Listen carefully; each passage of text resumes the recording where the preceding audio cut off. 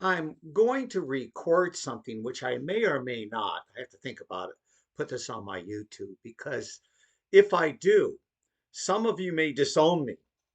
Uh, Even as a Christian, you may disown me. But I had an epiphany last Sunday. Well, some called it Epiphany Sunday. Actually, the Epiphany Day was the 6th of January. But and it was a great message, which what my epiphany had nothing to do with the message. It had to do with an event that we always do on the first Sunday of the month.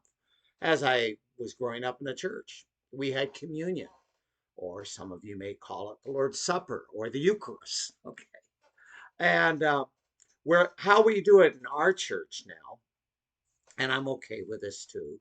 Um, we have little pieces of bread in a little plastic cup, and then there's a cup of grape juice.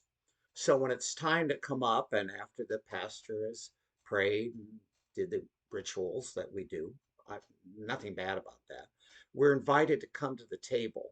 And you can take the little bread cup and the grape juice cup and go back and sit down, and you can pray or think or whatever. You don't have to gulp it down. And a lot of people, I usually like to get there early because I want to sit back in my seat and take time to really grasp what this meal means to me, what this remembrance means to me. Powerful. Well, I noticed down, Gail and I usually we sit in the front row, but I noticed a person wondering. He got up like he wanted to take it, but should he or not? And the person next to him apparently was saying, "No, you shouldn't do this." Nope, nope. And he sits down, and there I am holding my cup and my juice, feeling, how can I do it and he can't? Well, maybe he's not a believer. Maybe he's not a Christian, which was taught to me all my life. And maybe it was taught to you that communion, the Eucharist, the Lord's Supper is only for believers. I guess you could say, if you look at when it first occurred with Jesus, it's only for disciples. Now, Paul talks later on about communion, how vital, how important it is, the meaningfulness, the honest of it, which it is all that. But here, what I was thinking, why can I have it and he cannot?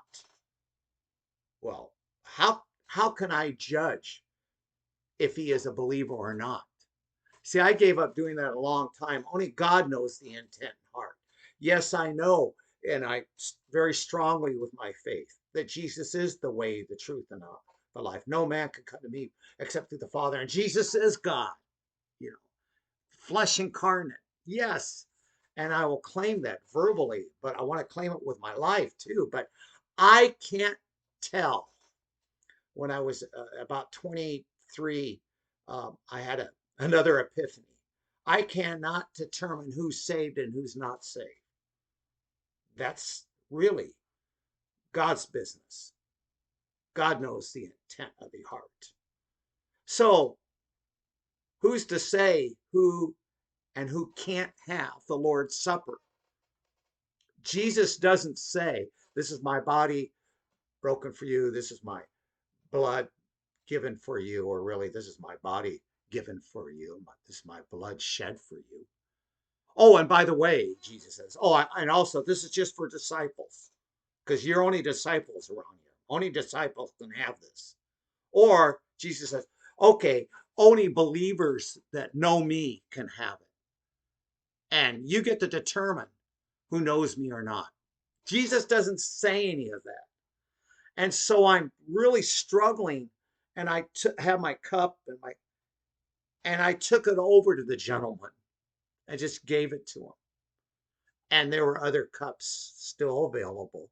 They always count out in our little church how many are there in worship. And so I got my other cup and my other bread and sat down. And then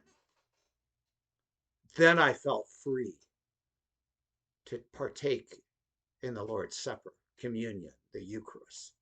I felt free to thank God uh, for his dying on the cross for me, his blood being shed for me. I thank God every day. Maybe some people I know, maybe take a communion every day as a remembrance. Do this in remembrance of me. And not only did I have an awesome communion, but I have to share with you, I had an awesome epiphany. I don't know. Maybe I will put this on, maybe I won't, but God bless.